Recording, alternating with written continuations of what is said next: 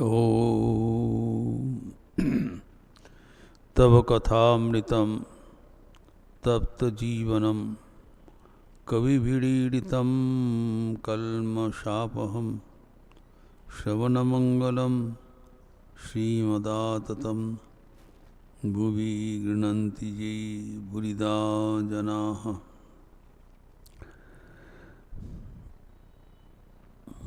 Let us resume our discussion on Sri Ramakrishna's spiritual discourses with his intimate devotees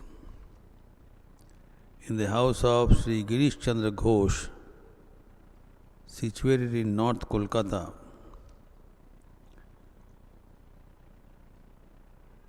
While he visited the house on his way to see a drama, Brishaketu, in the Star Theatre,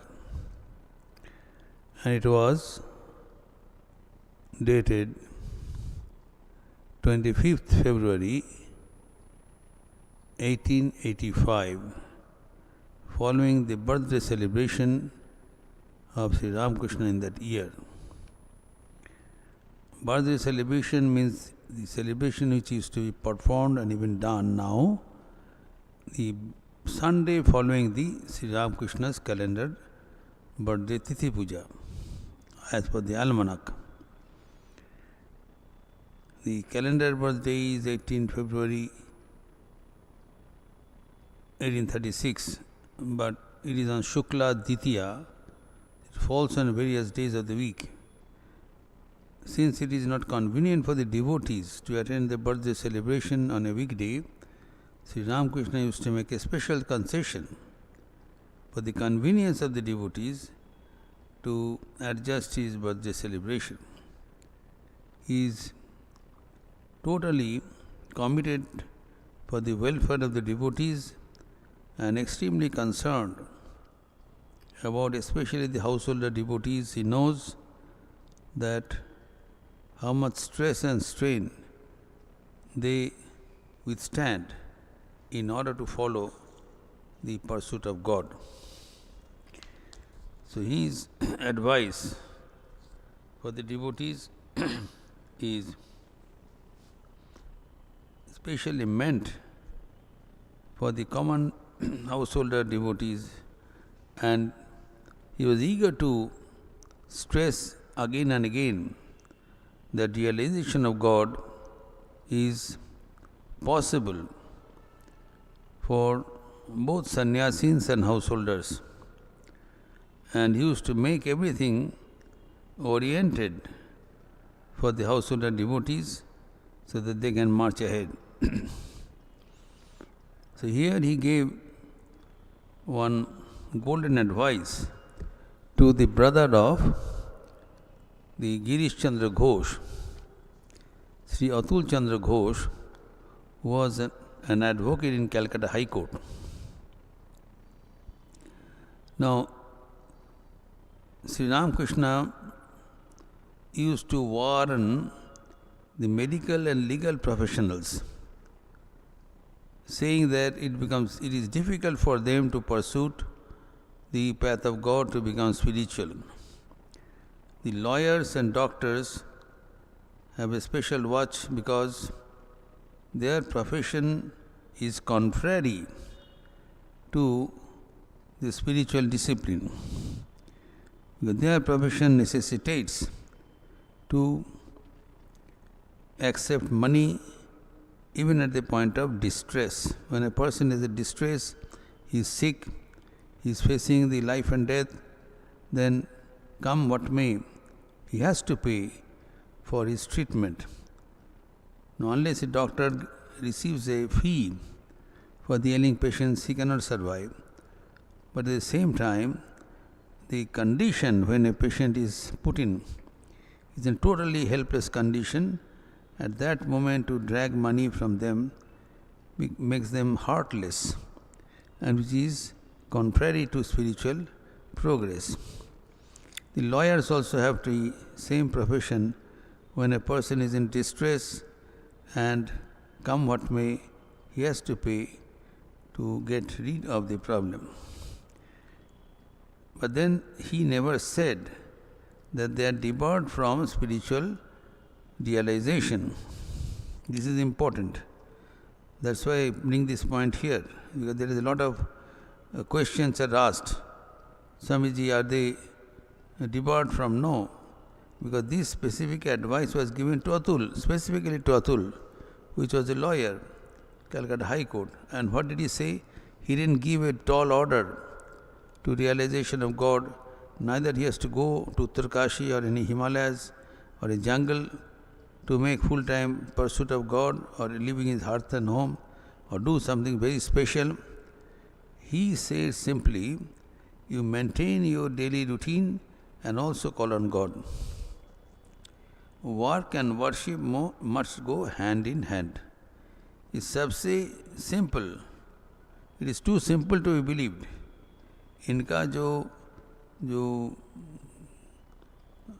आध्यात्मिक साधन इतने सहज है कि इनको विश्वास करना ही मुश्किल है. आप लोगों से मैं यही कहता हूँ, आप दोनों करें, समसा धर्म भी करे और जिससे भक्ति हो वो भी करे. Whatever you are doing, you continue to do, but you augment, add something more, so that your devotion to God increases. He is not denying whatever he is doing, go ahead. Nothing has to be added or subtracted. Continue to do your worldly activities, but same time you add something more, and that is how to make the mind God-oriented by repeating his name, by doing his japa, prayer and studies, etc. Make the mind God-oriented while you engage in your daily routine of life.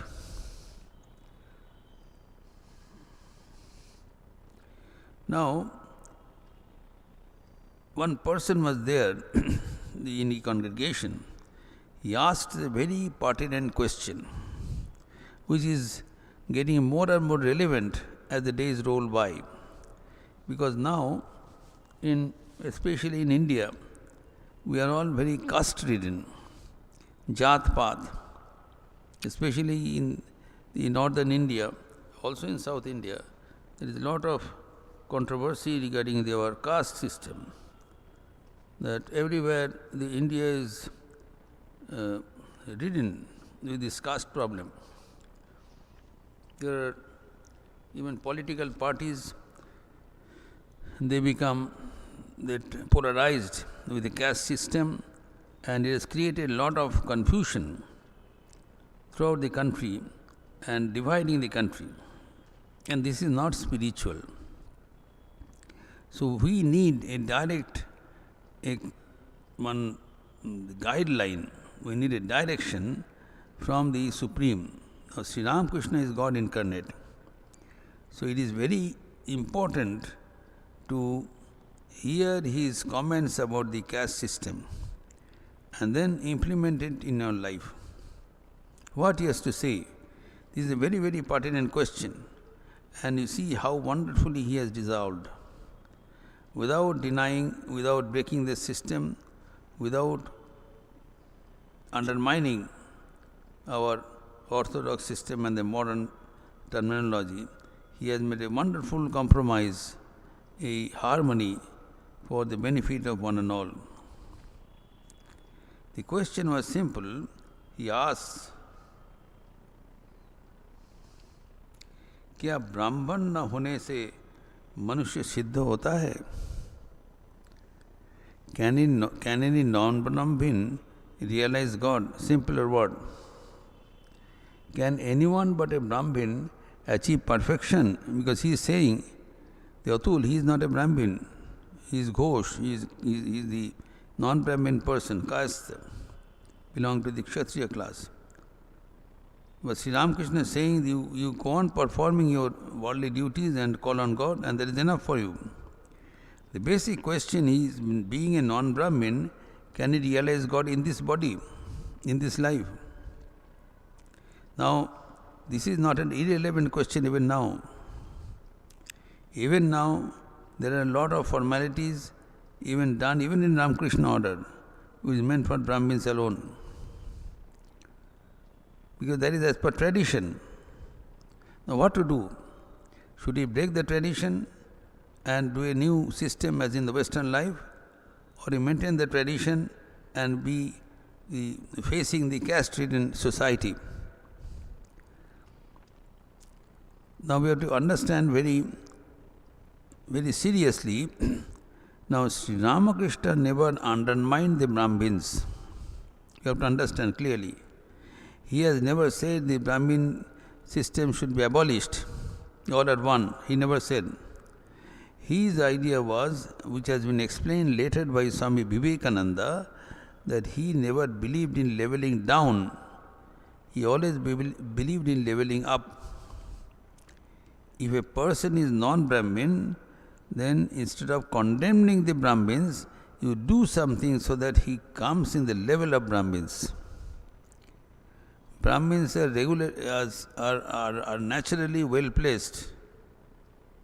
So they are not to be brought down, which is the attempt nowadays, to bring them down, to make them equal. No. The Sri Ramakrishna's idea is then make the other people up to the level of Brahmins.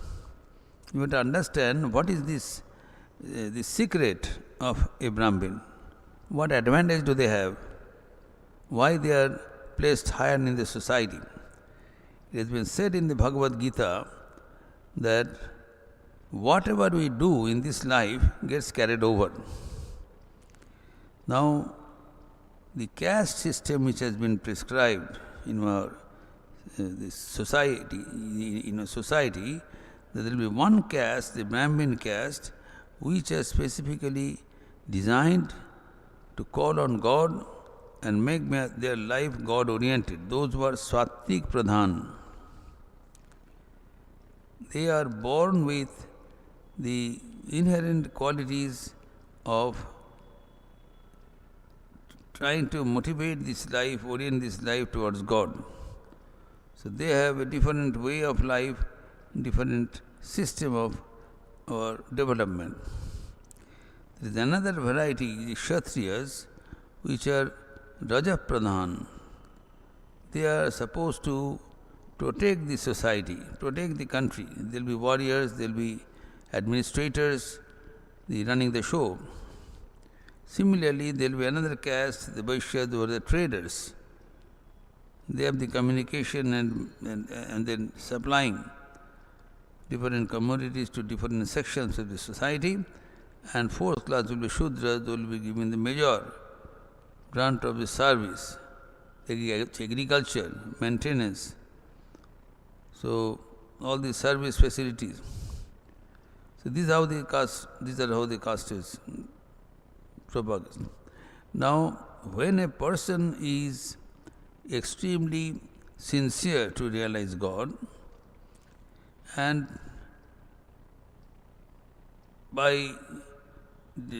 despite his repeated efforts, he would miss the mark.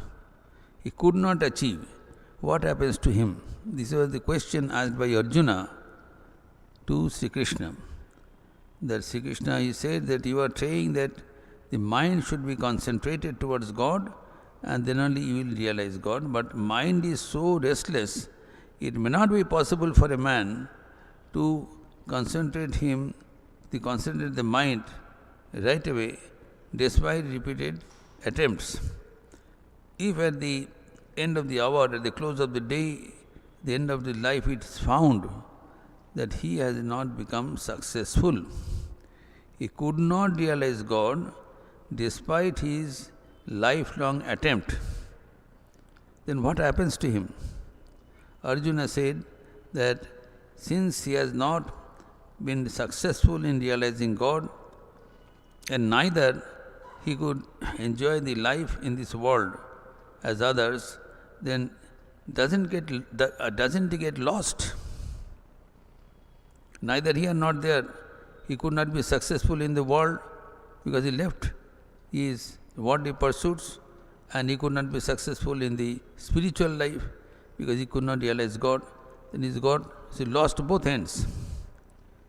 And he gives an example that if there are certain clouds we see in the sky, and now in some clouds they get merged with the bigger lump of cloud, and then gradually that cloud gets condensed and gets converted into rain. Normal scene. This is how rain water comes to us. Now, there are certain times when there will be kind of breeze.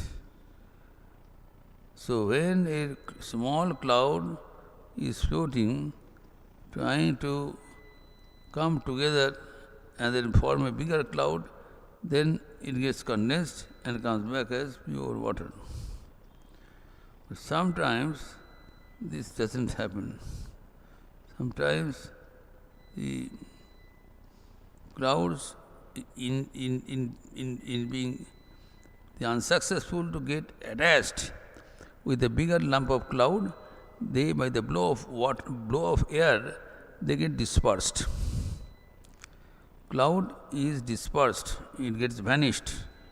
Arjuna is asking, doesn't these souls become vanished like that? They're lost. Sri Krishna said, no, never. He specifically said, nahi kalyana krit kaschit durgatim tata gacchati. Partho nai eva namutra vinashastasya jayate. He gives a warning. They are never lost. Neither here nor there. The question was, they are lost in this life, Ihalok, and they are lost in the Paralok. Paralok, they couldn't see God. He gives clear understanding, Partho, naiveha nava iha. In this world, or not in the other world. He is lost. And he gives this firm decision. Nahi kalyana krit kaschit durgatim tadagacchati. He has done great merit by trying to see God doing all meritorious deeds, and its result can never be this condemnable, can never be negative. They never get any this. They lose anything. They are always gainer. May not be now, but in future. Then what happens to them? In this life they are gone. Then he says, Shuchinam Srimatam Gehi Yoga Brashta Vijayate. Now, those who are sincerely tried, became unsuccessful in their previous life, they are born in a better environment. In a family which is Punyavan, which is Shuchinam. They are in a family which is God oriented, where you get a background to start from where he ended. This is important. He doesn't start afresh. He has done a lot of good activities in the previous life, and in this life he starts from where he ended. So that's why he is endowed with a better initial condition. And usually the families of Brahmins who are Punyavan, those who are God oriented, they have got puja, etc., practicing already in their families. So these people are born there and get this advantage, initial advantage of their parents, of the relations, that environment, and then they proceed further from where he ended. This advantage, and the advantage is given to them not just by chance, because of their past karma. They deserve. Not all people are deserved to be born in this family. All cannot be born as Brahmins. But being born as a Brahmin does not guarantee your God realization. It gives an initial condition due to your past deeds. It's not a lottery. Whatever you have done before, now that has enabled you to get a better environment so that you can proceed further. So Sri Ramakrishna never denied the Brahmins. But then what he objected, saying that the Brahmins are not the only people who are entitled to realize God. This is wrong. It's never said in the scriptures the Brahmins are, the God realization is sealed for other caste. This is where we make mistake. That it is not possible for others, so we tumble them down, it's all topsy-turvy. Sri Ramakrishna says, let us not disturb the Brahmins, let them proceed in their own way. Let us elevate the other castes to the level of Brahmins so that everybody can realize God. God realization is open for all. Every human being is entitled to realize God. So his point blank reply that without Brahmins can anyone realize God? He said, why do you ask this question? Of course, yes. This firm statement. क्या ब्राह्मण न होने पर मनुष्य सिद्ध होता है? क्यों? Why? In English it is said, why should you ask that question? Now, and then he gives some examples where the non-Brahmins achieved the love of God and attained liberation in this very life. He gives some examples. He says that, क्यों कलियुग में शूद्रों को भक्ति की कथाएं हैं? Those who are non-Brahmins. Now there are 4 castes. That Brahman, Kshatriya, Vaishya, Shudra. Shudra is the lowest class, then the traders class, Vaishya, and then administrators, Kshatriya, and Brahmins, who are maintaining the study and teaching and maintaining the Shastras, spiritual pursuits. Now there are 2 major castes now. One is Brahman and another is non-Brahmin, Shudra, nowadays. So Sri Ramakrishna says that even the Shudras can realize God, and there are glaring examples in our scriptures where the Shudras, they attained perfection of God and realize the soul, being in a Shudra family and remaining as a Shudra and realizing God in this life. So he says that, why do you ask this question here? In the Kali Yuga, the Shudras achieve love for God. There are the instances of Shabari, Ruidas, the untouchable Guhaks and others. There are multiply many instances. He has given 3. That is enough. The typical 3 instances he has quoted here from our Puranas, where it has been demonstrated that non-Brahmins are achieving the vision of God and making a blessing for all of us. It's an inspiration. Now,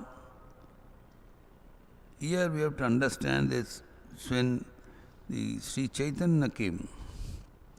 Now, as an avatar, now there also at that time, there was not only the caste system, there is a lot of rift between Hindus and Muslims.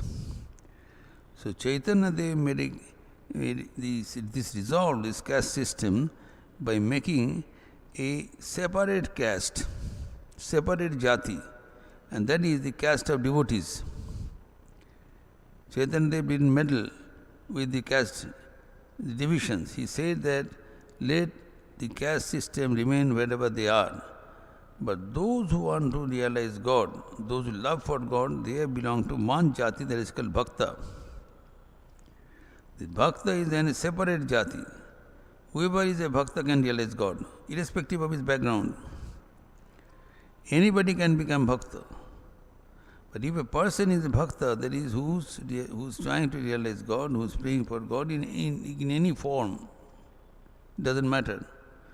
Whoever is loving God and trying to have the interest to realize God in this very life, they are bhaktas and they form a category of their own. But here Sri Ramakrishna is saying that even the non-Brahmins are allowed, and giving some example that Shabari, Ridas and Guhak Chandal. Now Shabari Upakhyan, it is very interesting. So let us take up one in this week and we take up the other ones in the following discussions. Now it's a very interesting story of Shabari. that Shabari was born as previous birth. It's an interesting reversal of the birth. Usually we hear that the people are born in the higher caste to pursue the spiritual discipline. The Shabari's example is in the reverse. He was born in a lower caste to pursue this God realization. It's a very interesting story. We all know, but it's worth recounting. Now, Shabari was born as a princess. She was extremely beautiful. Born in a very rich family, but nevertheless, she wanted to realize God. She was constantly repeating God's name, having total devotion, and always sought the company of the holy. Because she resolved that she has to realize God in this life. But then it turned out that her beauty and her affluence stood in the way, which we normally think that Shuchinam Shrimatam Gehi Jogo Bhrashta Vijayate, those who are born in affluent class, they'll be better off. It was not like that.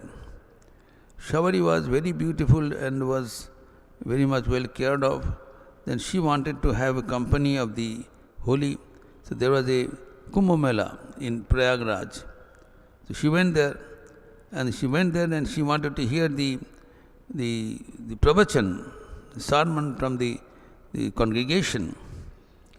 The congregation, the monks, they said, no, you are a lady, especially a beautiful lady, you are devoured. You cannot enter in the congregation. So she used to sit outside the congregation and hear from outside.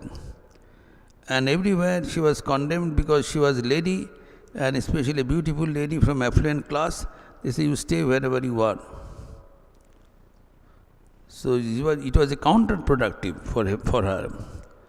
So she prayed to God, the next birth she may be born as a low caste woman. Low caste woman and the ugly woman. She does not want beauty. And poor, low caste and illiterate woman, she should be born so that she can freely call on God. So accordingly, she was born in a wheel family, the hunter family, in a forest side. She was born in the Shabari, same person, but in a hunter family, and she was not handsome at all, but she was born in the family, and then but then she had that attitude. Then mind will continue. When you are born again in our next birth, we get a new body, but the old mind will continue. You do not get a new fresh mind. You get a fresh body. That Shabari's old mind, that her keen interest for God realization continued from the very birth. And she was very much alert this time to call on God in her own way. Now, when she grew up as a young woman, then naturally there were the provisions as per their community. She was to be married with another person, another hunter. Nevertheless, she didn't like their profession to kill animals for their livelihood, but she could not help. That is the tradition in their community. So when she was in a manageable state, then her parents tried to get her married. So one day she saw that a lot of animals have been kept in that household, reserved in the household. So she inquired that what will happen to this large herd of cattle. He said, why? Your marriage will be there and they will be all sacrificed, they will be killed, and that flesh will be served to the guests. She was completely surprised that for me so much of killing will be done. It is not possible. So, but then she could not convince. They say, this is our tradition. We are to make a feast. And we are in our community, this best food is the flesh of animals. So she quietly disappeared, fled away. He said, no, I cannot do this. She fled away, and then she went to an ashrama, Matanga Muni ashrama. And she said that I have come here, I want to work as a maid servant, serve. The menial work, the cleaning utensils and flooring, sweeping the floors and arranging for your clothes, etc. Then said, which class do you belong? I belong to the Shabari. He said, no, you stay away.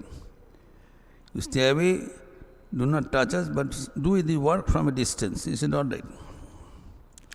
She was doing with her great worth, and then when these people would be doing their spiritual discourses, she will hear.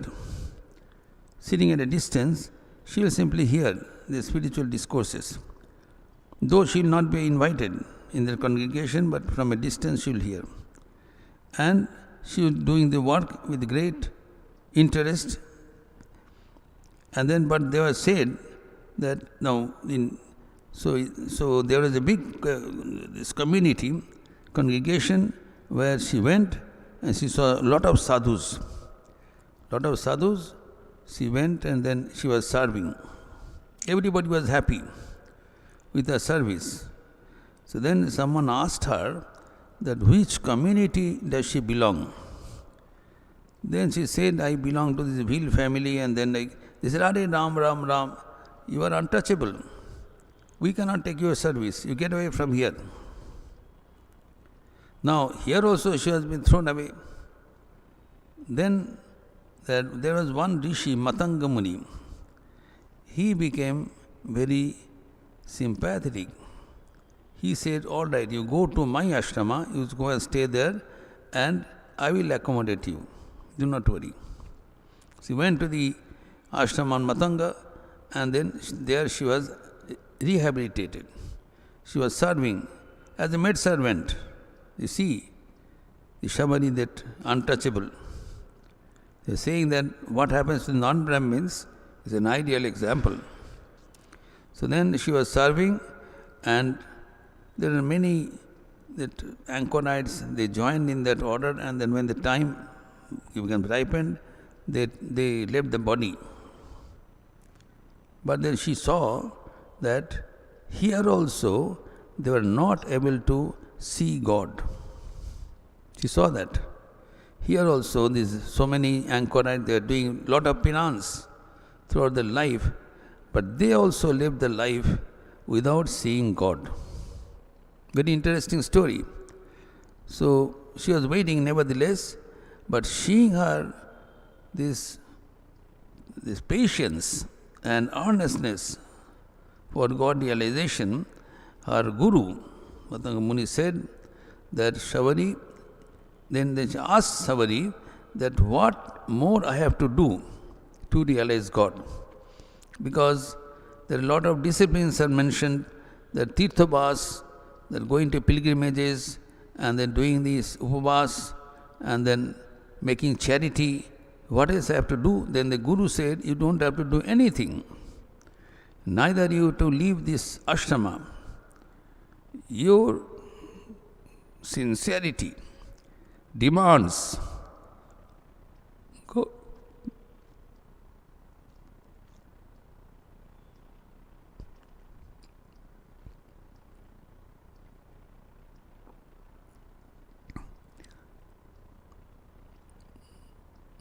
Your sincerity demands God realization. That you continue in this ashrama. So then she continued, she followed the advice of the Guru. Now, then even his Gurudev passed away without seeing God, passed away. But then she believed the words of Guru. The Gurudev said, you don't have to go anywhere. God will come to you.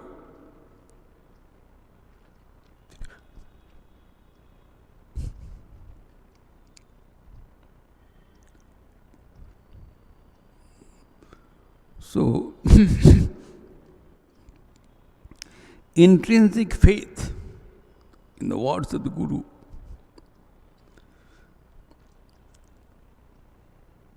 She believed that if one is sincere,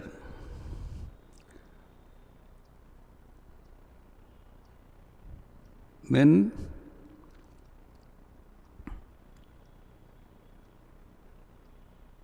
God has to come.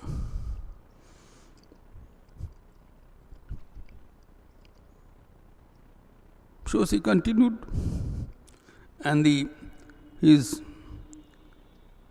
those yogis, etc., they all passed away. But whoever came as a succession, he was serving. But daily, she would be ready, because nobody knows when God will come. So every morning, she will be ready, she will arrange with flowers and fruits, and be ready. If God comes, then she will have to entertain. She will pluck the sweet fruits from the tree and pluck the beautiful flowers and bedake. The entire area, even on the entrance, will be strewn with flowers, so that God may have this warm welcome to her kutia. Flowery welcome. And throughout the day she will wait, and when no God came, so she will take those fruits and end the day. Even the God may not have inconvenience, she was so much concerned that she will taste the fruit herself and keep that uchishta fruit for the use of God, so that God may not have inconvenience, without understanding that uchishta is not to be offered. But she has so much love that God may not have inconvenience to have sour fruit, because from outside you do not know. So we'll taste the fruit herself. If it is sweet, we'll keep for offering to God. Now, and during that time, the Ramachandra's Vanavas, then Ramachandra said that there is someone seems to be waiting for me. He told Lakshmana, let us go. And a lot of search they found that this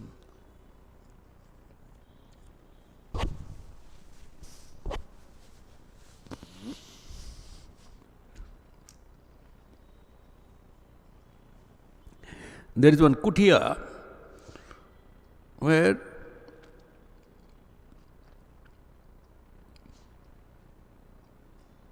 some old lady,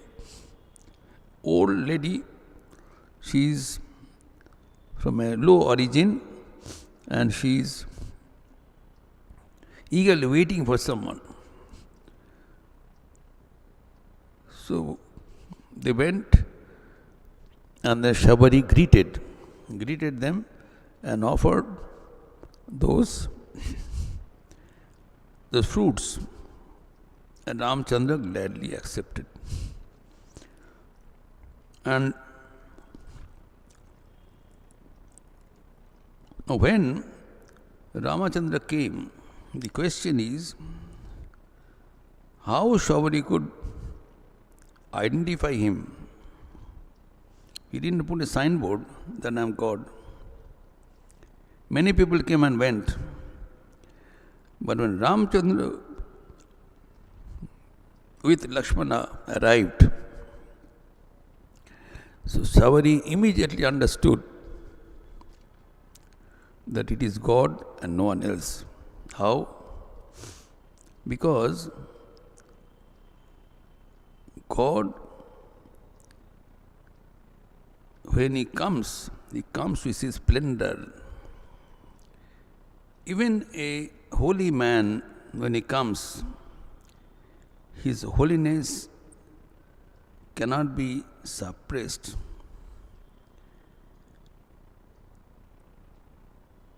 संत का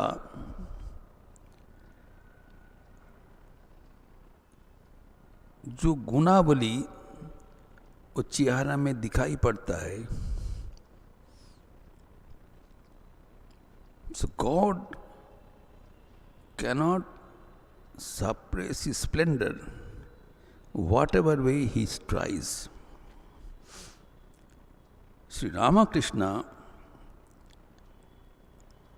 was so beautiful that when he used to walk in the wards and streets of Kamarpukur, people used to flock in crowd, especially the ladies, young women, seeing his extreme beauty, his splendor. They used to flock around. Now you know Sri Ramakrishna denounced the company of the women. So he told Ridu, his nephew, what has happened? Why have they come in this crowd? This Mama, you are extremely handsome. You are beautiful. So your beauty has attracted so many people.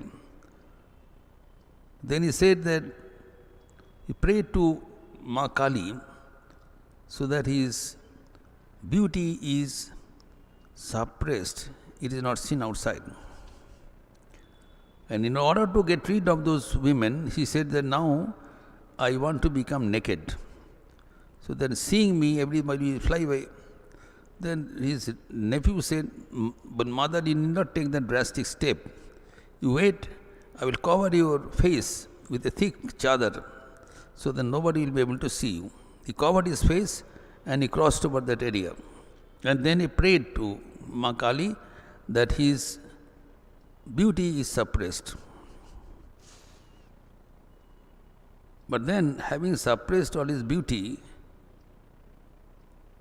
could he suppress his countenance? Even then, people used to come and get overwhelmed with his look, with his touch, with his smile. So when Ramachandra came with his all splendor, Shabari could understand him and offered the fruits. But then here is the climax. Shabari asked Ramachandra that I have a question here. I have been here serving this ashrama for ages, and many meritorious sadhus, they came, did the penance and went away, but you never cared to come at that time. And now I am here, a widow, not widow, this unmarried girl, old person, which is ugly, without any scriptural background. I do not know scriptures, I do not know anything, no knowledge, no spiritual discipline. Then how did you come here? What made you to come here? To give darshan to me, which is most undeserving person, and denying your darshan to those who did so much of penance throughout their life. Ramchandra said, in order to get my darshan, you do not need to be born in a high community. The heritage is not a qualification for my darshan, neither erudition, neither your beauty, nor your splendor. All is required is devotion. You have devotion, and so I am here. That's what Sri Ramachandra's answer was.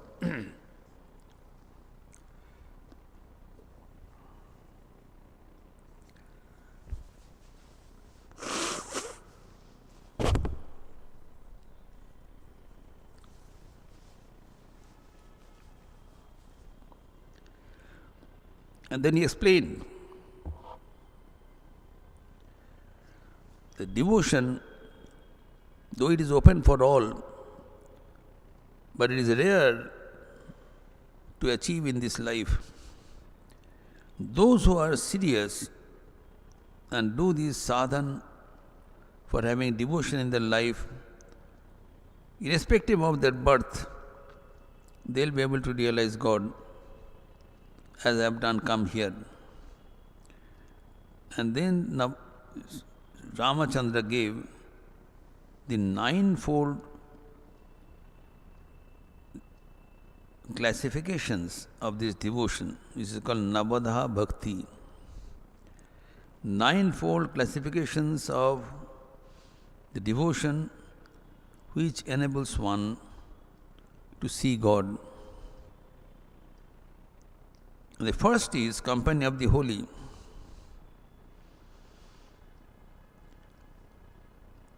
So he had the company of the holy here. Do you deny? He said, no, that's all I had. Satam Sangati Revatra. Prathamam Sadhanam Smritam. First discipline of devotion is company of the holy, which he had plenty. And when you have company of the holy, then all the remaining 8 disciplines follow one by one automatically. The most important in life is sadhu sangha. The Shankaracharya says, Kshanamapi sangati sajjana reka bhavati bhavarnava tarane nauka. Even for a minute, for a moment, the company of the holy makes one person to cross this ocean of samsara by boarding on a boat without any fear.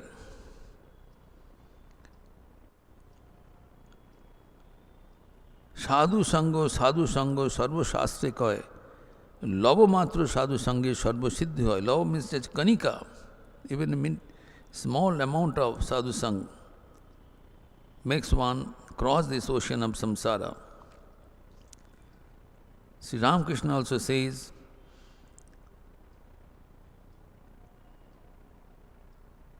that satsang is necessary.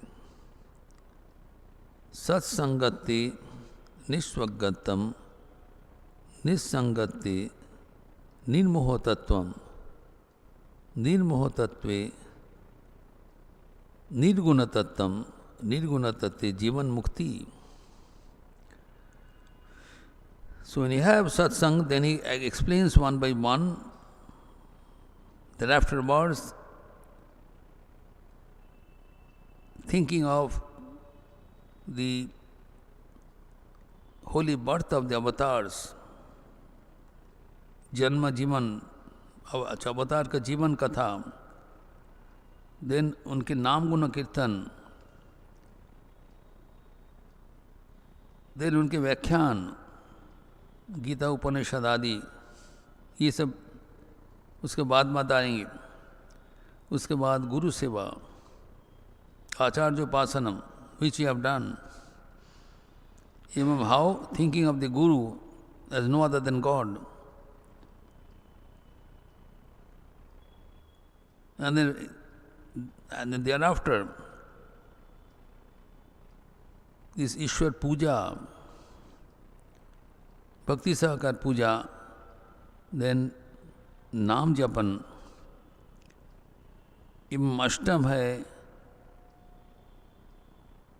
that worshipping the devotees of God.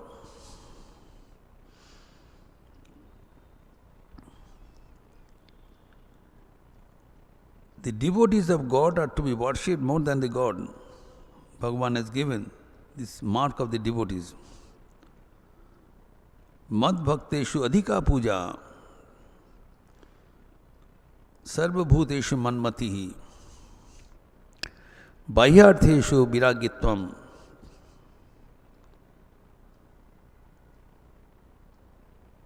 These are the qualities to be followed as devotion. To worship God, the devotee is more than the worship of God. This is the rank of devotees Bhagavan has placed. And seeing God in everywhere. Madbhateshu. Sarvabhuteshu manmati.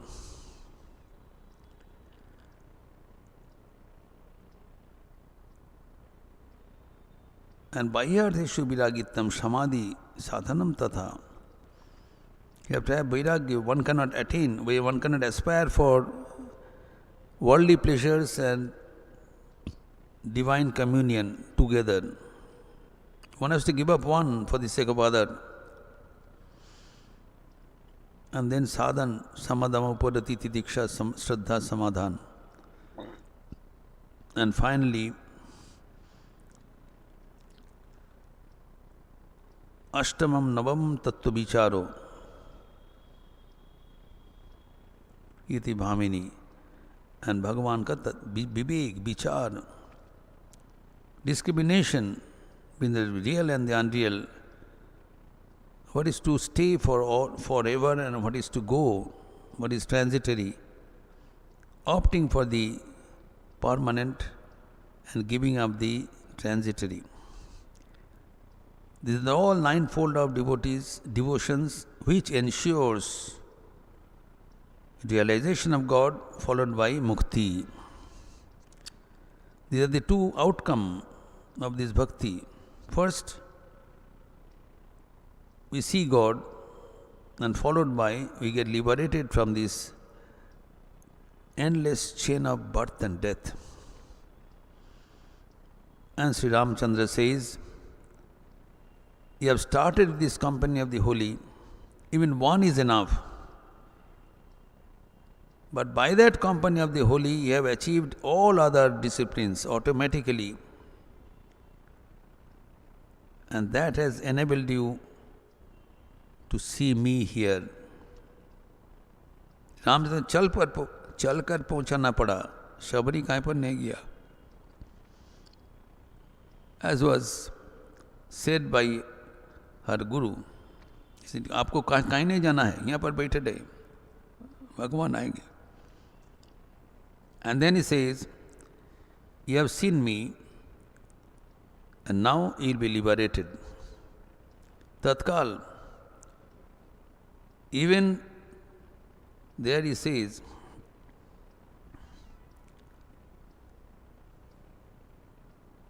that this devotion can be practiced not only by men, women, anybody, and Tirijak Jonisu. Here comes the situation of birth and death, the caste system. He says even in the subhuman life species, those who are animals, even if they have bhakti, they will excel all.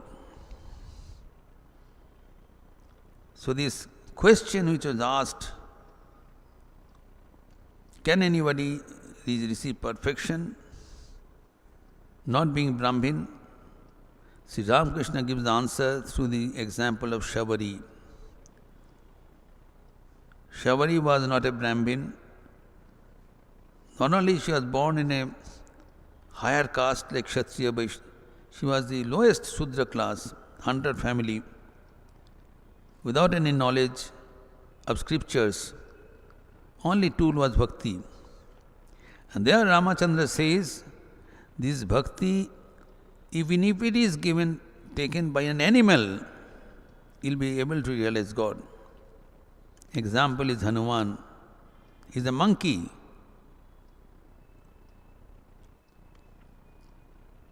But Jnaninam agrakarnam, buddhimatam varishtham. His origin is a monkey, he is not a human being, much less a Brahmana, Shudra, Kshatriya.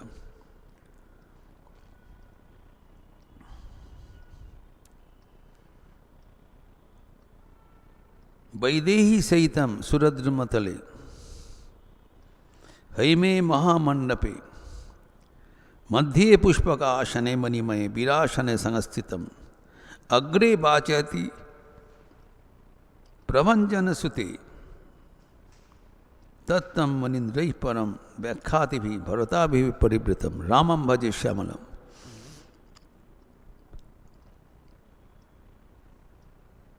So the court of Ramachandra, Darbar, bedecked with golden canopy, the company of Vaidehi, Sita, Lakshmana, Bharat, Satrughna, entire family, by the forefront, Agre Bachati Prabhanjana Suti.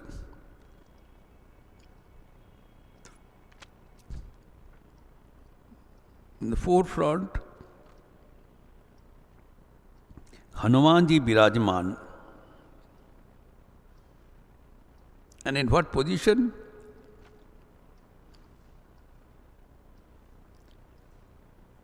Bachayati. She is the speaker. He is explaining the scriptures. सब सुन रहे हैं, वो प्रवचन दे रहे हैं. This is condition. An animal. And who is explaining? God. Ramam bhaje Shyamalam. Shyamal कांति रामचंद्र उनके व्याख्या कर रहे. So this is the saga of devotees. Not only Hanuman, there are plenty of examples. Kag Bhushandi, Garuda Pakshi, Raja Bharat, plenty of examples where animals, they realize God by dint of devotion. So Sri Ramakrishna says, the devotees form a separate caste. That should be the ideal caste system in this new age to come. All castes derived out of heritage should be merged with only one caste. Those who want to see God, those who want to realize God, they are one caste, and there should be no difference between each other. Those who want to see God. We'll continue our discussion further in our next Sunday class. Niranjanam nityam anantarupam bhaktanukampadhrita vigraham vai Ishavataram parameshamidyam tam Ramakrishnam shirasa namama. Om Shanti Shanti Shanti. Harihi Om Tat Sat. Shri Ramakrishna Arpanamastu. We'll close now with the chanting of the Lord. Please join with me.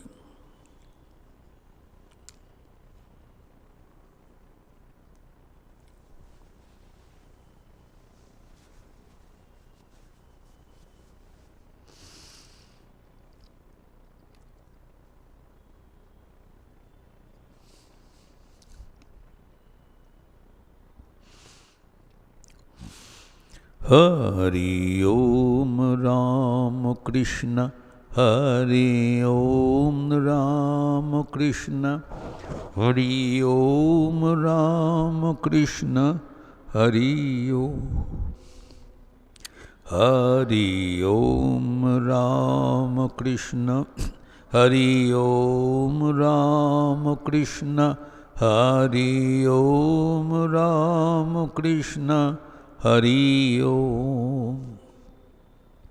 Hari Om Ramakrishna, Hari Om Ramakrishna, Hari Om Ramakrishna, Hari Om. Hari Om Ramakrishna, Hari Om Ramakrishna, Hari Om Ramakrishna, Hari Om. Hari Om Ramakrishna, Hari Om Ramakrishna, Hari Om Ramakrishna, Hari Om. Hari Om Ramakrishna, Hari Om Ramakrishna, Hari Om Ramakrishna, Hari Om. Hari Om Ramakrishna, Hari Om Ramakrishna, Hari Om Ramakrishna, Hari Om. Hari Om Ramakrishna, Hari Om Ramakrishna, Hari Om Ramakrishna, Hari Om.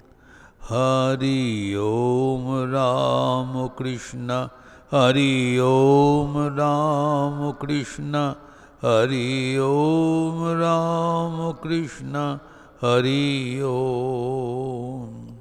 Hari Om Ramakrishna, Hari Om Ramakrishna, Hari Om Ramakrishna, Hari Om.